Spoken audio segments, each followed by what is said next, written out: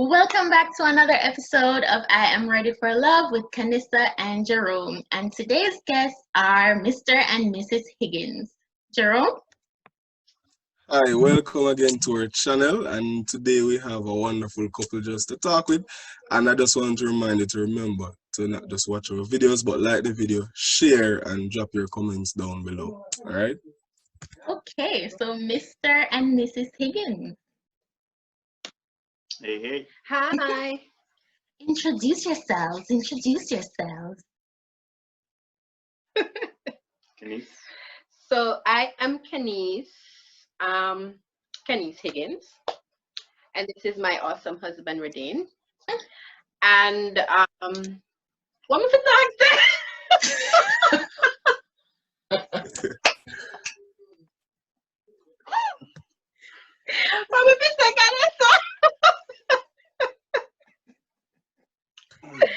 All right. So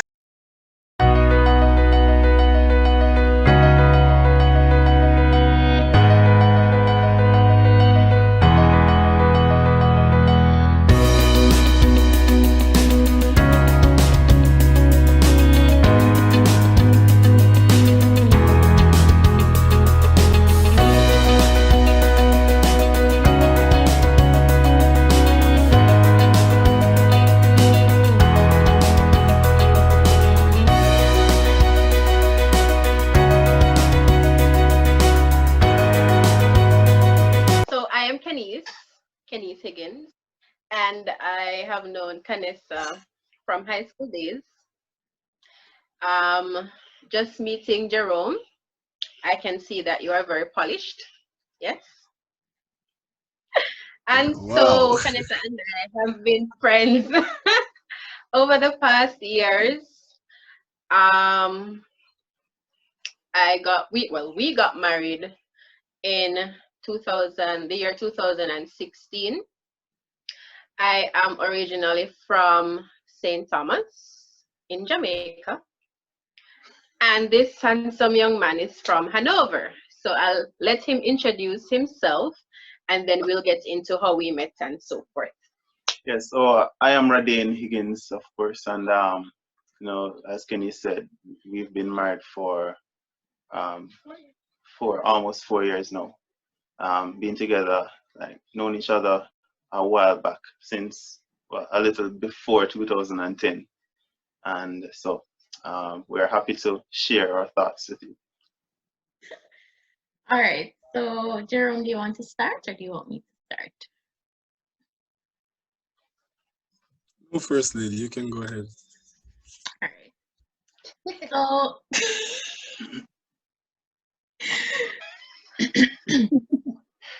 focus, people.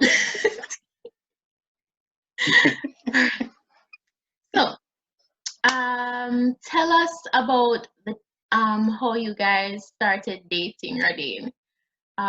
Tell us how you approached Keniece and all of that.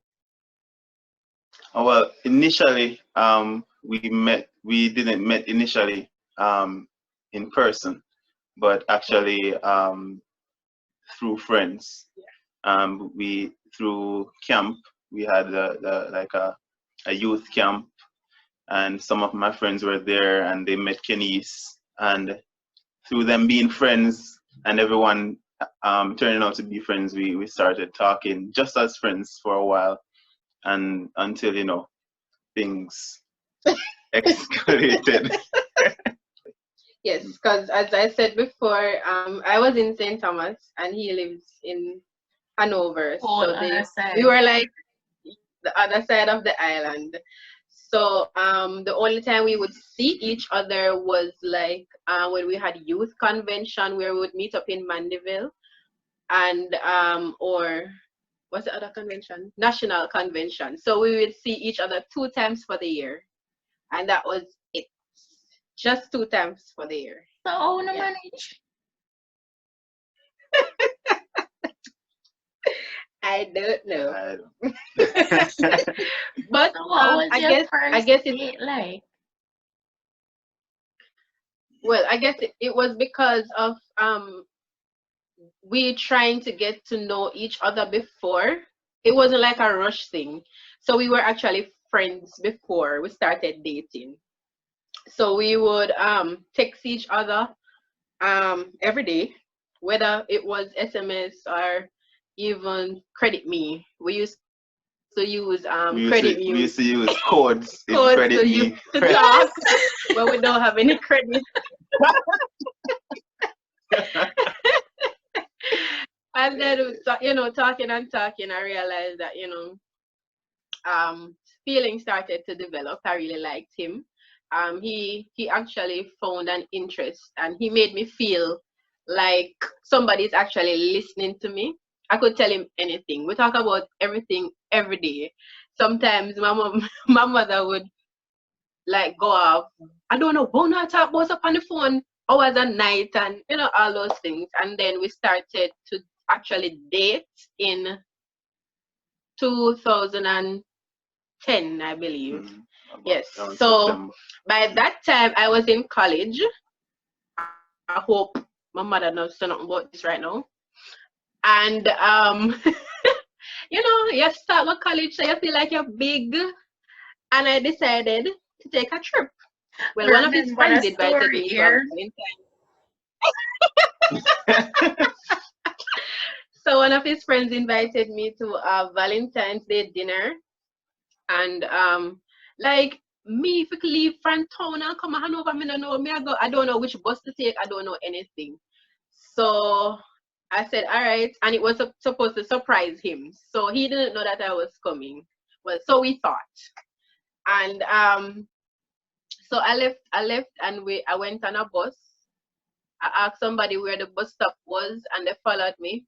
I went on the bus, and I sat at the very, very back of the bus. And I fled from Kingston straight to Montego Bay. There was this lady on the bus who was like, oh my God, she went out and she started praying. And in my mind, I said, Jesus, God, but then take me off my bus. I felt like, what the Bible character name? Jonah. Jonah in a belly. Oh God. Me fret. Me, I said, Jesus, and me, is something gonna happen? Me don't know if the bus I gonna crash. All of them thoughts they start going in my mind. But anyways, I came down, so that was my first weekend in Hanover without any parental consent. But I was 18, so yeah. So yeah, that was our first time seeing each other apart from the convention setting. Yeah.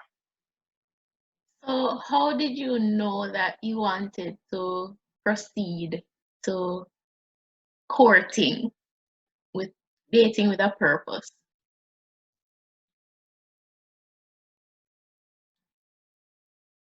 Never did it. Are you a question?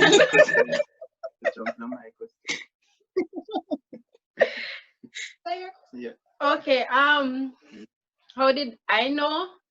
I knew because, as I said before, a friendship developed first, and then there were little things that he said and did that made me question if he's the right person. And of course, my mom would pray, if any guy that comes my way, if he's the right one, that God should open my eyes and so forth. I would actually get dreams, and I would in the dreams when we are together, it's like there was just a connection. So I just pray and tell God, say, if I know my man this is supposed to just send the right one come. And none never came. So I guess it was just meant to be. Radane? So yeah, one thing I want to ask him is similar to her, how did you know that she was the one, and then at what point did you make up your mind and say, okay, I'm going to take the bold step and I'm going to ask her to be my wife? I mean, well, through just being friends and seeing little things that I liked about her. But strange, funny enough, just to connect with this, when I was I don't even know if I ever told her, but when I was in primary school, like the way teachers used to be, I normally like see myself being with like someone who is like a teacher or look like a teacher, something like that. And I think like, I don't know, like almost conjuring it into being like someone who is almost like a teacher, being her going to look. Michael. Yeah, that type, yeah. I always thought about that, and I don't know, maybe like in the subconscious it was there like that in the back of my mind. Oh, this is almost like something that I'm always looking into or always wanted. And seeing how connections were being made at that time, I just took a brave heart and just, told her how I felt. Yeah, but one of the things I want to really zoom in on, because a lot of guys sometimes they're like wondering at what point do I really propose, because you don't want to go on your knees and then the answer is no. Like nobody wants that. So how do you know that you think that this time is the right time? Oh, so proposing. Well, our proposal wasn't of the traditional on the knees proposing and that fancy that thing. It was Okay. yeah. It wasn't even like that. It just kind of flowed in for us, talking and having conversations and knowing each other's thoughts, and we just talk, and then it just got into a conversation, and marriage got in the conversation, as in us moving forward, and it just kind of just flowed. Yeah, it just flowed in. Yeah. So it wasn't it's a safe route. like yeah. It wasn't even like yeah, no surprise, like. Yeah. Well, let me add to that. That person's, all right. So I had moved. So finishing Michael, I was of course job hunting, and the jobs some jobs landed in Kingston. I had my first job in Kingston, and I really didn't like it because I was of the mindset that I have my degree, I'm not supposed to work like right here. So like people will have 60 and then something if we work here. So and I didn't like it, so I started to look other jobs, and with the condition, he said to me, I was explaining something to him, and he said to me, "Sure you don't want to come down here, come live?" I'm like, huh? Me if I got to take up myself, but me I live with man. But anyways, I made up my mind and I left. And Keniece, of course, my mother. Mm-hmm. She was like, take it. No. But I knew that I had to, because the job that I got in Montego Bay, it was really paying a lot more, and it was just like the only job that I had. So I went and I did the interview, and it was time to move out, and so I did. And being here, persons were like, when if we start get married now, that type of coming down on us, forcing us. Not to say that they were much of an influence, because really we knew it would happen. But as Radane said, we just talked, and we know that if we want we had to live a certain lifestyle as Christians. So, and then we had the young persons at church who looked up to us. So we had to like talk about it, getting serious. Even though they were down on our backs, we should. It just came up in a conversation, and we say, all right, let's do it. Yeah, and that wasn't necessarily an influence, as in anything. Yeah, we just decided, it's time, based on our faith and all of that. So we dated for 6 years and then we got married in 2016. Wow. What is wrong, Gerald? That's great. What is wrong? Well, I mean, you would understand the long distance. yeah, that's really good. Oh, wow. So for young people now coming up and thinking, all right, me in another relationship here now, and me well want married because I want my red plate on the road. So what are things that they need to consider before making this step? Well, things. I mean, yeah. I mean, love would be a part of it, but apart from that, just feelings and all of that, which feelings go and come and ebb and flow, all of that. So finances, place where you're gonna stay. Are you gonna build somewhere first? Or are you gonna rent? Or you have somewhere already? Your partner. I mean, can your partner support?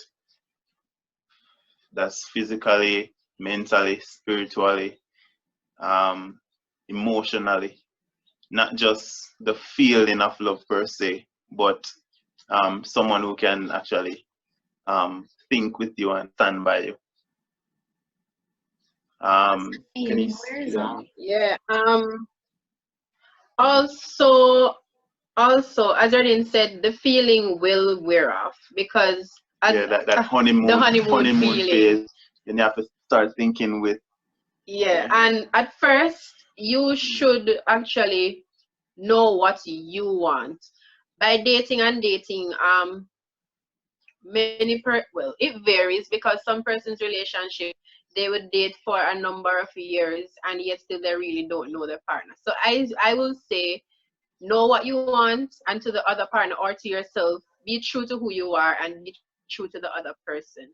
Because in the end, the true colors, they will come. And it's for you or the other partner to know if you really can handle it. Don't rush. I mean, it took us 6 years, and 6 years come and just fly by that. Like and then when we got married this year, 4 years, I can't believe, like, when you say 4 years, me like, that's so long. Don't rush it because it's a lifetime journey. And if the honeymoon phase is gone, what are you going to do? Is it that you're going to find somebody else to create that other honeymoon feeling? And that won't work. Yeah, so you have to actually know what you want in the person, what you stand for. Don't rely on the honeymoon feeling because it is going to go. Yeah, because think about it. There's a honeymoon phase in everything. Job, whether it's sports, anything you relation, like. anything. There's a really good feeling in the beginning, and then it might fade. But then it's for you to choose option now and make the decision to still follow through after this. That special feeling is not that strong per se. And I also want to add that this decision or getting married, two things. Getting married is just like dating, because at first, before we got married, I was like, you sure? You sure? You sure?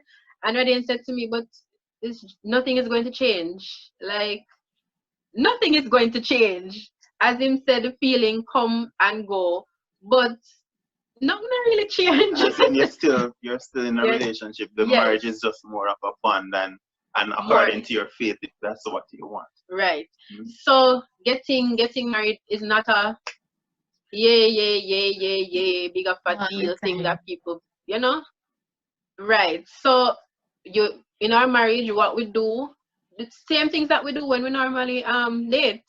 We know say loving belly, so me know so we will go out the extra mile and cook some nice food. Yes. The only thing is that you just evolve together. You evolve. So it's not like you don't change, but you become someone else per se. You grow. Yes, you grow. Evolve. Yeah. Yes.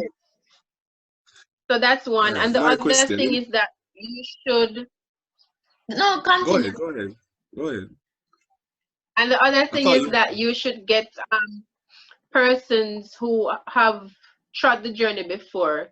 So a mentor or a coach or a friend or somebody who has a good relationship in their marriage, and also to I know that persons will say, then I like tell people them business, but find somebody to help you along the way, because you are just coming up. You don't know what is ahead. They have been there, they have done that.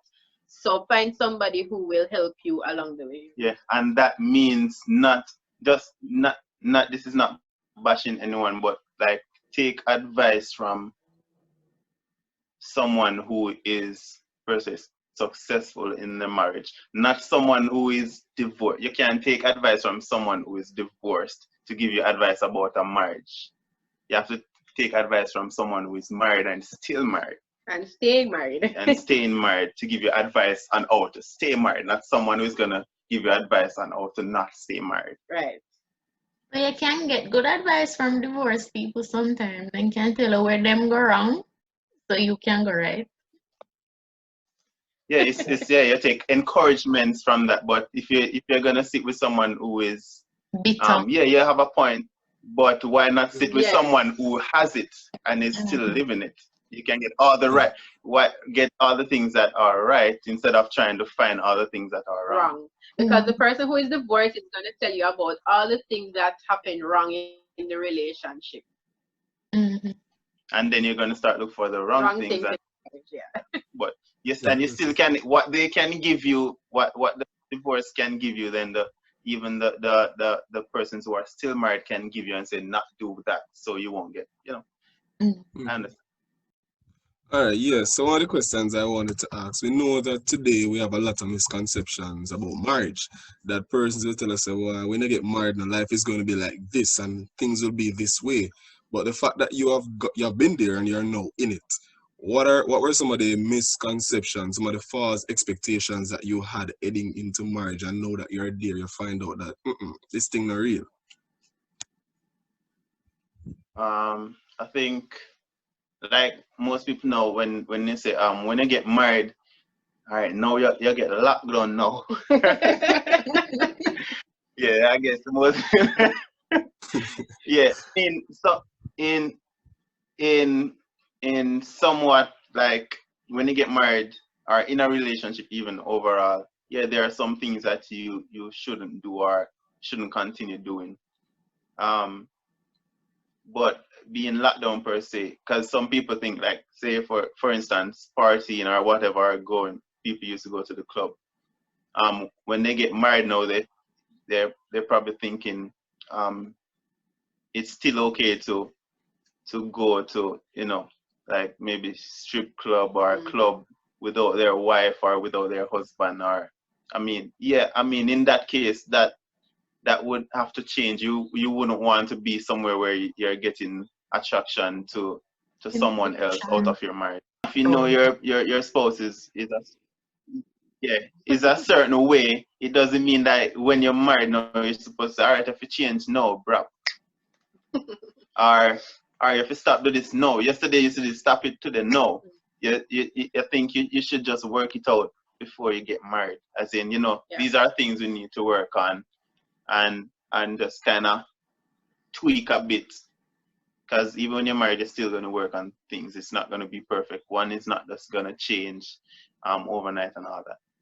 And when the phase comes for you to evolve, one can't be evolving and one remains stagnant. So you have to change together. You have to, all right, so we used to go to parties before. Now we're married, say we can't really go too much party right now. So an agreement has to be made.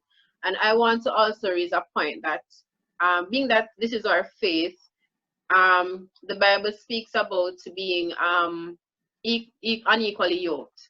And it doesn't really mean that your faith should be different, or being your faith being different.